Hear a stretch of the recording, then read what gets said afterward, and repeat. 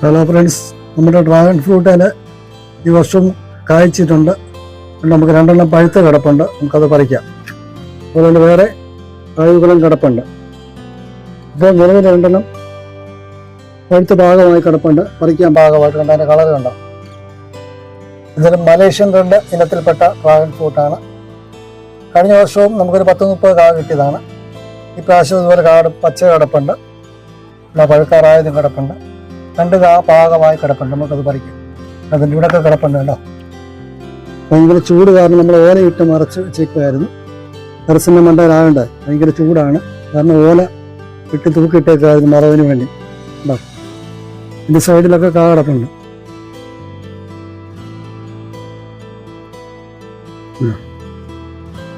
ഈ 2 ഭാഗമായതാണ്, നമുക്കത് പറിക്കാം.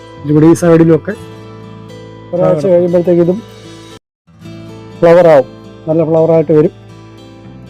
അത് നമ്മൾ പരാഗണം ചെയ്ത് കൊടുക്കണം. അത് കഴിയുമ്പോഴത്തേന് ഇതുപോലെ ഇതുകൊണ്ട് പകുതിയായ കായ്കളാണ് കിടക്കുന്നത് കേട്ടോ.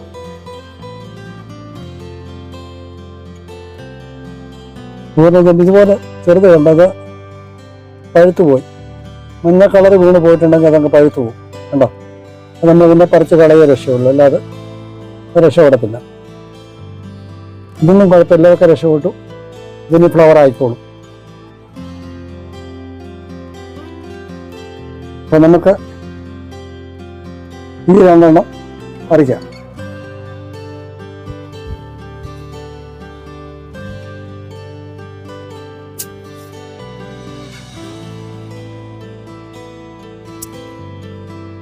ചെറുതായിട്ട് നടത്തിയാൽ മതി. എന്താ നട്ടടിക്ക് പിടിച്ചാൽ മോനെ, കുട്ടിക്ക് പിടിച്ചോ.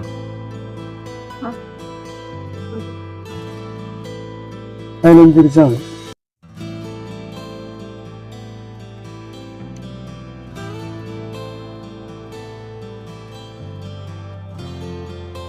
അത് നമുക്ക് പറിച്ചെടുക്കാം. ചെറിയ തിരിച്ചാൽ മതി, കൈ പിരിച്ചാൽ മതി.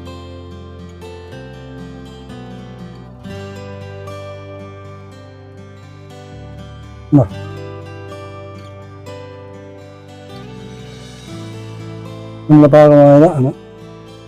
2 കായ കിട്ടിയിട്ടുണ്ട്.